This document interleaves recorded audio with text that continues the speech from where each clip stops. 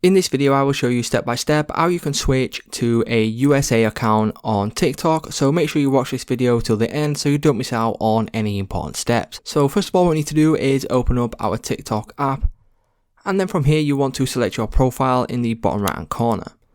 Click on the three lines in the top right hand corner, and then you want to click on Settings and Privacy. Click on Settings and Privacy. From here you want to scroll down until you see the option for Report a Problem. Once we click on this, what you will then be able to do is scroll all the way down to the bottom and then click on Chat with Us.